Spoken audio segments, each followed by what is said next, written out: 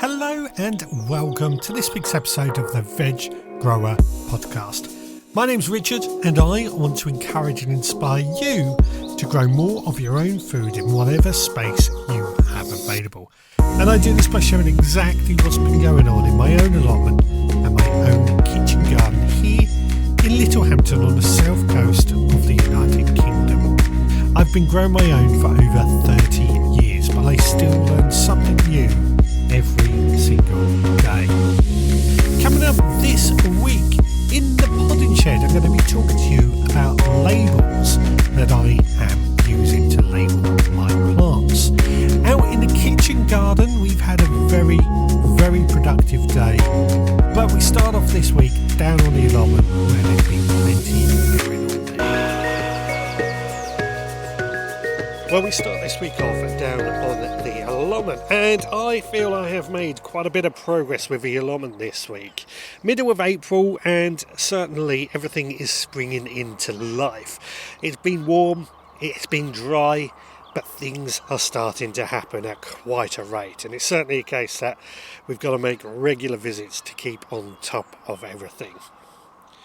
Now, one of the first tasks that I wanted to do this week was plant out my next batch of potatoes. As you know, each week we're planting out another batch of potatoes, which is a bit different to how I've done it in the past.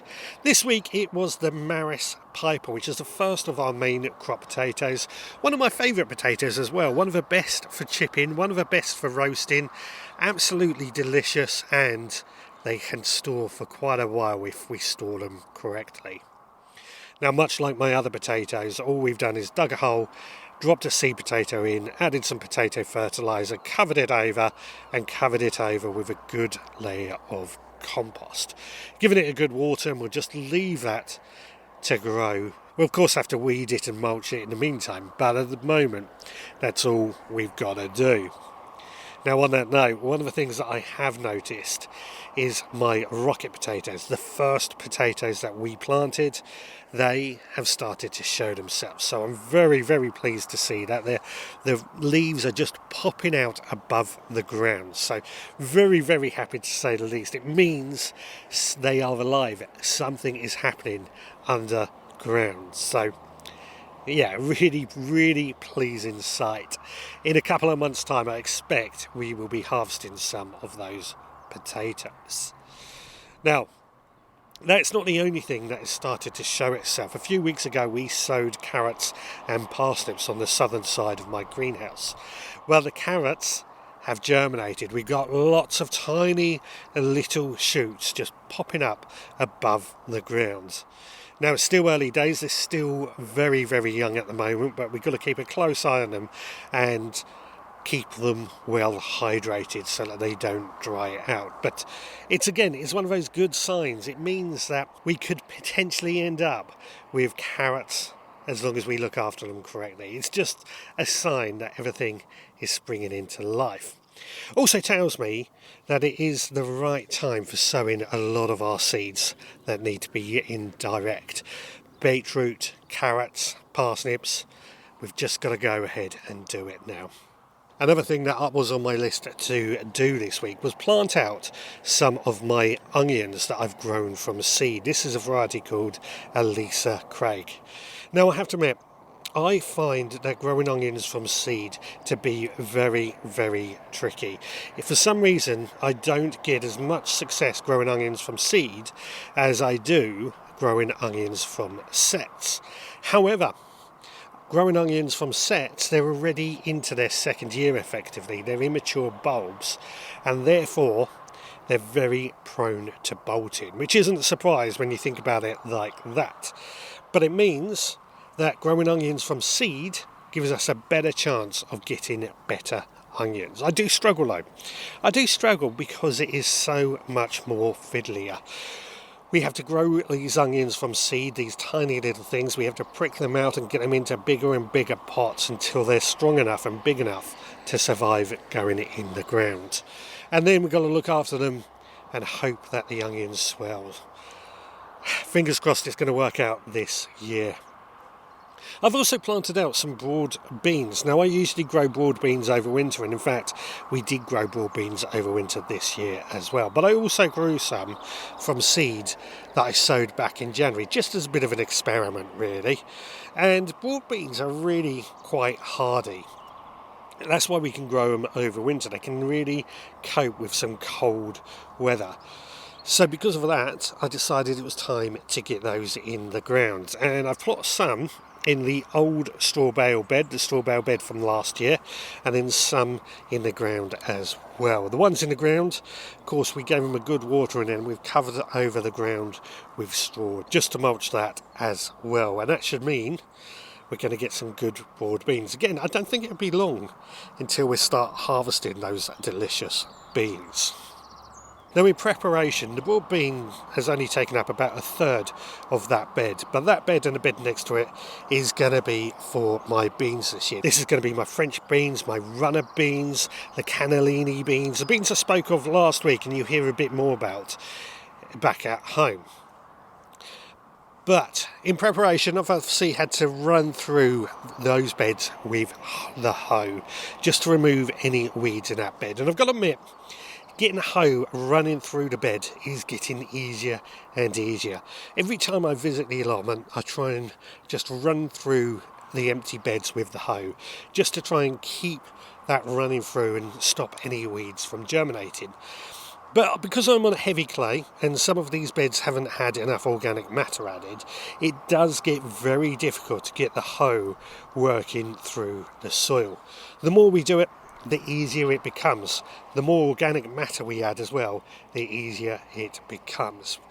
It's certainly getting easier now, and it means that as long as we keep on top of it, these beds are going to be ready for growing beans in pretty soon, once I feel the weather is going to be warm enough to cope with these delicious beans that we want to grow. Now, one of the things that I'm also doing this year is trying to save more of our own seed. This is something I spoke of last week. Now, one of my bean beds that I spoke of earlier was last year growing some of our parsnips, and we've harvested all the parsnips out of there except for a couple of plants. Now, I've left those plants in there because I want them to flower and therefore produce seed. Now, as you know, I spoke last week that just letting plants flower, my brassicas, had encouraged lots of bees around those plants. And for me, I'm just thinking now, we want to save more seed. We want to be more and more self-sufficient. So if that means that we have to let plants flower, then so be it. It just means we have to think about how much more we can grow in order to make this possible. But 2 plants left in the ground should be good. They should flower and therefore pollinate. Now, I don't know when they're likely to flower at the moment. They still look like they're growing. They still just look like parsnip plants. But we'll keep a close eye, and if I see any flowers, I will let you know. Now, one of the other big things that has happened this week is my asparagus. I was down in my asparagus bed trying to give it a bit of a weed clear out, and I accidentally knocked off a couple of spears of asparagus. I'm not complaining because we take those home and we're going to eat those. Asparagus is absolutely lovely. I love asparagus, and just like rhubarb, it's one of those crops that is available at this time of year that just gets us through this hunger gap period. Really, really happy to see that the asparagus is growing as well. Lots of things, as I said, it really feels like everything is just kicking into action now in the middle of April. The allotment is starting to really ramp up. Really happy, really happy. Right, well, it is now time to head on back to the kitchen garden where I will meet you in just a moment. But in the meantime, let's find out what's been going on in the Supporters Club this week. Well, it's that point of the podcast where I'm going to ask if you would be good enough to leave a rate and review on your podcast provider. It only takes you a few seconds, but it really helps us out. It helps us get found by more people who are also interested in growing their own food. But not only that, if you are also enjoying this podcast and you want to help support the work that we do, then please consider becoming a member of the Veg Grower Podcast Supporters Club. For just £5 a month, you get access to extra behind-the-scenes podcasts that give you an idea what's going on here at the Veg Grower Podcast HQ. Also added to that, once a month you will receive through the letterbox our monthly seed pack, and that seed pack contains a collection of seeds that are very carefully chosen to be sown in that very month. And along with the seeds you also get a copy of our mini newspaper. This newspaper contains instructions on how to get the best out of those seeds that I've just mentioned, but it also acts as a bit of a tool, gives you the opportunity to log down some details such as what you want to do in the garden, what you've harvested, and seeds that you can sow. It's an actual tool that I use myself. Now, as an example, over this last week we have sown some butternut squash seeds and some turnip seeds, which were included in April's seed pack. Both of these are great to be grown in a vegetable garden, especially here in the middle of spring, and they will go on to provide us with some lovely nutritious food later on in the year. Now, if that sounds like something you would be interested in, then please head to veggrowerpodcast.co.uk to find out more and sign up. We would love to have you there. Right, back to the gardening. Well, I'm back home now and in the kitchen garden. Now, once again, the kitchen garden has been in full productivity mode all week. We've been really busy tackling a number of jobs. Now, first of all, middle of April, it has been rather warm, which is not unusual, but it has been a little bit on the warm side, particularly in my greenhouse. So I've been checking on my plants in there quite regularly. Now, in the greenhouse, of course, I've planted up my autopots with things like tomatoes, cucumbers, chilies and peppers, just making sure that all those plants are good and strong. Well, I haven't had to worry really, because the autopot, which is a self-watering system, is set up and it is going. All those plants have had an easy ride. They haven't got thirsty, they haven't been searching for some water, they have had an easy ride, and I'm very pleased about that, because they really are motoring on with their growth. They're getting nice and strong. I reckon it won't be long until they start producing flowers, which is ultimately what we want. So I'm very happy with that, to say the least. Very happy. Now, outside in the cold frame, I had some cucumbers, and I say had with a lot of reservation, because what's been apparent to me is slugs and snails are in there somewhere hiding, and they have eaten my cucumber plants, which is really annoying. I'm not happy in the slightest about that, but they've been eating away at them, and they've nibbled them away till there's no leaf left. There's just a tiny little stem, and that's not going to survive that long. Now, slugs and snails are a battle, especially at this time of year.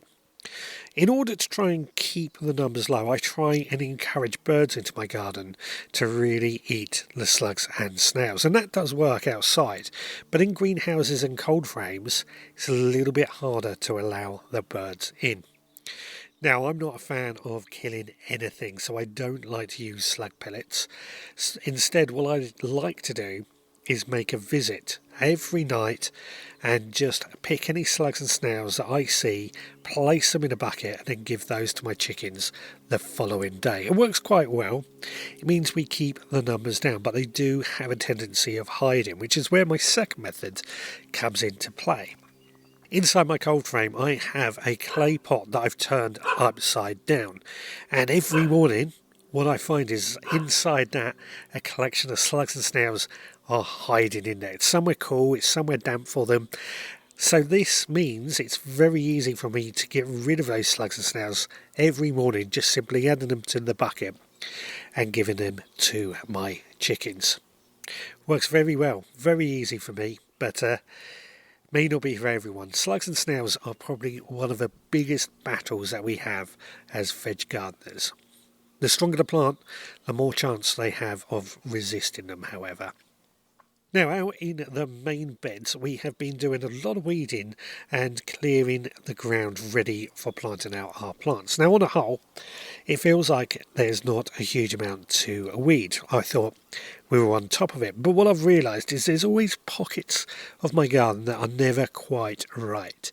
And what I, again, like I do on the allotment, I like to weed in the same place and just clear away all the weeds, and then I start working on the pockets that I'm not happy with. I break it down. I want to concentrate on one area one day and the next area another day. And this works very well for me. So I had an area to the side of the beds in front of my sheds where I had a collection of pots with things like my citrus and other plants growing in. What I've had to do is I've moved those pots away, put them somewhere else, and I'll talk about those in just a moment.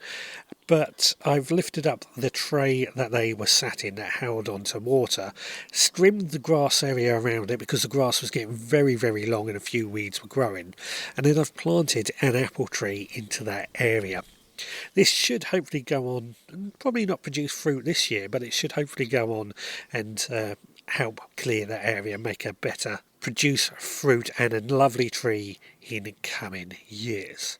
Now, I mentioned about the pots I had to move. These were a collection of my fruit trees and particularly my citrus. Now, I think it's safe to say last year was a very dry year, and I think a lot of our pots suffered from that because they just didn't get the water. No matter how much watering I was doing, they didn't get enough water. Added to that, we had a period during the winter where it did get very, very cold, certainly the coldest temperatures I've seen here for a while. And what I've realised is I've lost quite a few of my fruit trees, including my citrus tree, my orange tree. Now, it is possible that not all is lost. I've just got to keep a close eye on it, but it's certainly, there's no leaf on it. It doesn't look like it's growing. It looks like it has died, like a lot of my fruit trees and bushes. So, real big problem there. Real big problem. We might be looking at trying to add more fruit, bushes and trees to our collection this year if many of these don't come back. It's a bit annoying, but this is the joys of growing plants in pots. Ideally, everything would be in the ground because I believe that is a much more reliable way of growing plants.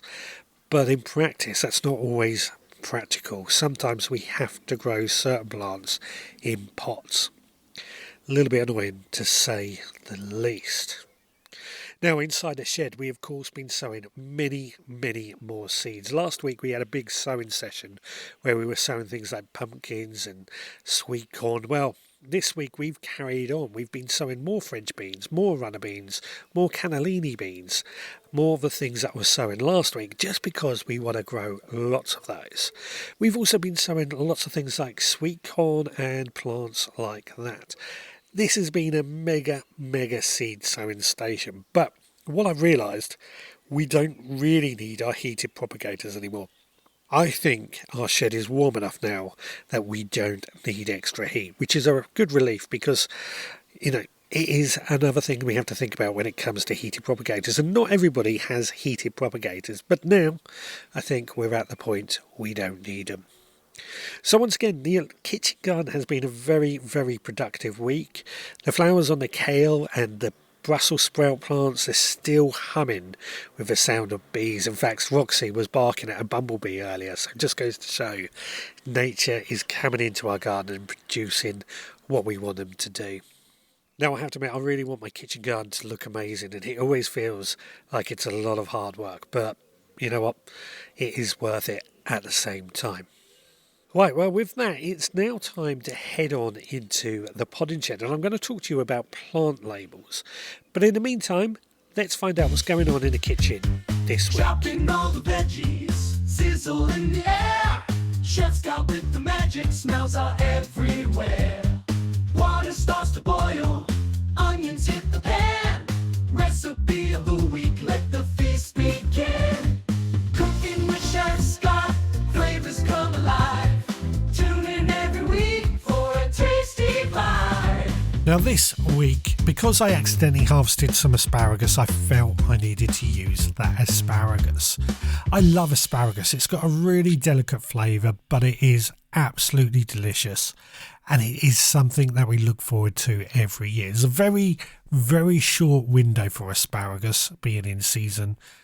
And when it is in season, we've got to make the most of it. Now, what I did with this asparagus is make an asparagus and potato tray bake with a lemon and herb dressing. Firstly, we took 400 grams of potatoes, which we cut into small chunks, drizzled over them with olive oil, and then roasted those in the oven for about 15 minutes. After that 15 minutes, we added in chopped asparagus, chopped red onion, drizzled over more oil and gave it a good toss to make sure all the vegetables were covered in the olive oil. A bit of salt and pepper for seasoning as well. And then we roasted that for another 15 minutes. While the tray bake was roasting for that last 15 minutes, I made together the lemon and herb dressing. And this was really easy to do. Simply took some olive oil, some lemon juice, some lemon zest, a bit of salt and pepper for seasoning, bit of honey as well because I love the taste of honey at the moment, and some chopped parsley. Put that into a bowl and whisked it all together. Then once the potatoes and asparagus was cooked, we drizzled over this lovely dressing and served immediately. Went down so well. It tasted absolutely delicious and was very, very well received. Very gourmet cooking, I have to say, but so simple at the same time. Go give it a try and let me know how you get on. Now this week I want to discuss something that may not sound very glamorous, but I think it is very, very important. Labels. Now for me, I label everything. All my seeds have a label. The label goes in. I fill out the label before I even sow the seeds. It goes into the pot before the seeds. The very simple reason is you can never remember what you've sown where. I've made that mistake in the past, so now I just make a point of always labelling my seeds. And it doesn't stop there. I also like to label all my fruit trees and bushes because I like to know exactly what I've got, what variety it is when I look at it. It is so important in my opinion because it's always good to find out what varieties do better in your own garden compared to some others. Now this goes a very, very long way into why we grow our own, because at the end of the day, everybody's garden is different, everybody's allotment is different, everybody's growing technique is different. So just a simple label makes it so much easier, in my opinion, to see what does better. Now my seeds, for years I have used the plastic labels. These are like lollipop sized labels. They're pretty cheap to buy from a garden centre. You can usually buy 100 or so for £1. I used to buy them at the end of a season. Well, I still do buy them at the end of the season when they're often heavily discounted. In fact, Wilkinson's, when that shop was around, I used to go in there at the end of a season and be able to buy a pack of 100 for 10 pence, just as they were trying to basically get rid of that stock to make way for new stock. And I filled up my bins with loads of these plastic labels. I reuse them year after year because they are so reusable, and they've done me well for a very, very long time. Now, to make sure they were reusable, I've always used a pencil on them. And I use a pencil quite simply because a pencil doesn't wash off. It doesn't get bleached in the sun. You could leave it in the sun for years and that pencil will still be readable. But when you do want to reuse that label and write it out again, a simple rubber, a pencil eraser, just rubs it off, and that makes that label reusable. I find that permanent markers, Sharpies, etc., they get bleached in the sun way too easily, or the rain does wash them off over time. So I don't use permanent markers or anything like that because they are not permanent. There's a few exceptions. There are some decent pens on the market, but on a whole, I find that they don't last long enough for me. I find a pencil to be the absolute best option and the simplest option, which, as you know, is one of my key foundations, keeping it simple. Now, one of the downsides with these plastic labels I found is that where some have got very, very old, they are starting to go brittle, and therefore they are falling apart rather easily, which is a little annoying. One of the bad things about plastics is, of course, microplastics, which are tiny little plastics found in the soil, and that doesn't help with that when these labels are falling apart. Unfortunately, I haven't found a better alternative. I've tried lollipop sticks, wooden lollipop sticks, but what I found with those is that they rot very quickly and therefore the label gets broken. Obviously, they're in a damp environment, so they are going to rot, and the wood itself gets these black mould blotches on it, which again, they just rot away. So I've yet to find an alternative for that. Now, when these seeds go out into the garden, when they're a bit bigger, those labels also are easy to get lost. They become very, very tricky to find out what's what. And that's where this weekend I have actually been making some plant labels to use outside. Now, this is using wood, which I know I just said wood rots away, but I've made these plant labels out of wood that is 5 centimetres by 5 centimetres or 2 inch by 2 inch, cut into 30 centimetre lengths. To stop the wood from rotting, I've painted them white, and then I've taken the black paint, once the white paint has dried of course, and I have written on there the type of plant that it is and the variety, and then we're going to simply stick those in the ground and leave them to do the job. Come the end of the year, we'll take them out of the ground, especially with things like carrots, wipe them off, store them away, dry them out, and then hopefully we can reuse them next year. I've heard of a lot of people saying about burning the end of wood, and that's meant to make them waterproof as well, but I've not tried that myself yet. That might be something we'll try in the future as a bit of an experiment. Now, this is a very simple solution in my opinion. It works good for many of our plants. They are going to be a bit big, but I've seen these in stately homes, these type of labels, these wooden sticks painted white. Particularly gardens like West End Gardens, one of my favourite vegetable gardens to go and visit. And I really like the look of them. Admittedly, the people that write on these labels have much neater handwriting than what I have, so it is a bit of a struggle. But nonetheless, I think this is going to make my garden look a little bit better and hopefully more sustainable and more eco-friendly, which ultimately is what we're after as well. Now, there are some other labels that I've been using on some of my more permanent planting, things like my fruit trees and bushes, and these are copper labels that I brought from Gardener's World a couple of years ago now. Now, these copper labels they're pretty small, but they are permanent. I simply take an engraving tool and just use the engraving tool to basically write into that copper, and then I stick that with a tree or bush or whatever it may be.